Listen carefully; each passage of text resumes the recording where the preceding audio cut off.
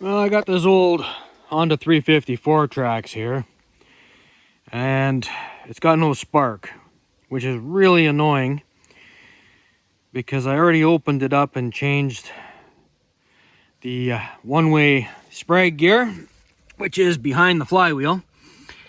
So I'm pretty sure my pulse coil is no good, and I was looking right at the stator and pulse coil when I had it apart.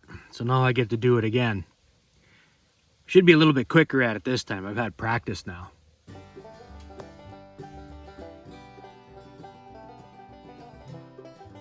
Well, I got this old machine here that is the donor, so I've yanked out the stator, still attached to the cover, and I guess I'm gonna need to test and compare to the one that I'm changing it with. Well, I've taken this off a parts machine and I have tested. When I test the black and red one here, and you test it against a ground, so the only ground because it's disconnected would be this, otherwise you'd test it against the quad frame. I'm getting about 140 ohms, and it should be more than that, but I can't remember what it was. I'll throw up the numbers, but I'm getting something.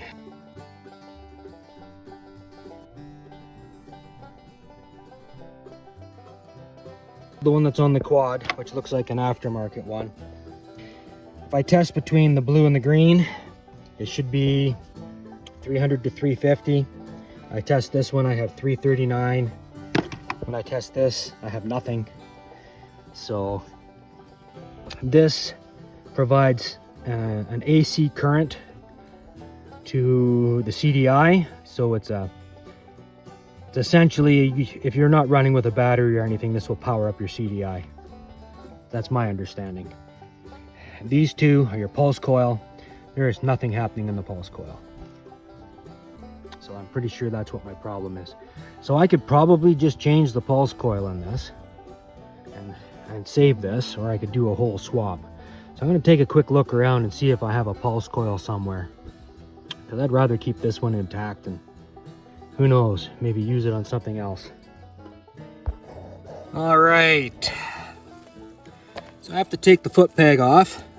Two 14 mil bolts. I have to take the shifter off. There's a 10 mil here, 8, 8, 8, 8, 8, 8. There's another 8 in behind here that holds a case on. Gonna have to take this cover off. Gonna have to take the 2 bolts on the back of the starter. So which means I'll probably have to pull the carb out of the way to do that because they're down in there. A couple of 12s here. And this Phillips. And there's a yoke in here. So there's a shaft that runs through here into the yoke. And on this end, there is a circlip that I have to take off the shaft in order to allow it to slide forward off of the splines here up the shaft, and gives me enough room, then I can pull it and pry it out. So anyway, that was just a quick overview. Now I'm essentially going to get right down to it and pull all this stuff off. Well, moving right along. This has a retaining clip on it. Now this is not the original retaining clip, and usually this cup is facing the other way. I've replaced it when I was in here changing the one-way gear, and it's gonna be a lot easier to take out this time. Anyway, I'm gonna still have to get this starter off. I got the machine on its side, that way I don't have to drain the oil out. So this piece, you just tap that forward and it slides and disconnects off of the splines here. You got to get these 2 bolts out, get that off, and then you got to kind of twist and pry and get this to pull out of the yoke that's hidden in that boot. The trick to pulling this piece out here is you have to get it past this. So if you pry it this way, it'll come out pretty easy. Now once you get this cover off, you got some reduction gears here. And you want to be careful because you got pieces you can drop in, and at the bottom of this there's a washer.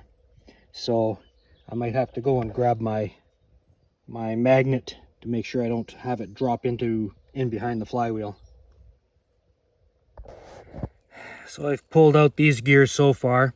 There's a gear on the bottom and a washer that's still inside. So you can see the gear there. I'm going to pull it out with this magnet, and then I'm going to pull the washer out. So at this point I almost have this off. I'm going to want to take this tube off, and when I pull up I'm going to want to make sure this shift shaft doesn't come up with it. And I'm also going to want to get this starter.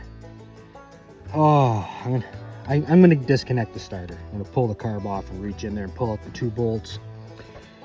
Otherwise, I think what's going to happen is when I go to put this back on, it's going to be too many things to line up, and that starter is going to be in the way. So I need to clean up some of the stuff that's fallen in. But I'm looking at this and it looks to me like some of this might be damaged. Because that looks to me like there's something, I don't know, not happy with it. And I also know there's a little bit difference between this aftermarket one and this one, which has 2 of these. So anyway, I am going to put this entire piece on, which means I'm going to have to do a little bit of changing on the wires or make adapters. But I think that's going to be my solution. And this has an actual gasket on it, so that's kind of nice. Anyway, better get back at it.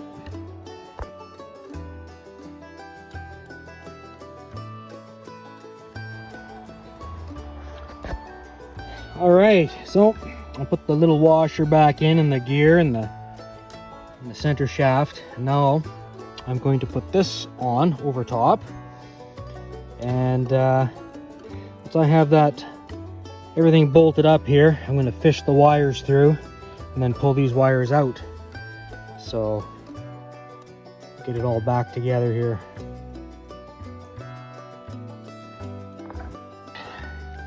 It's all put back together. Carburetor is bolted down, starter is bolted down. I'll put my phone down here for a second and get it started, and then well, I guess we'll see if it starts, won't we?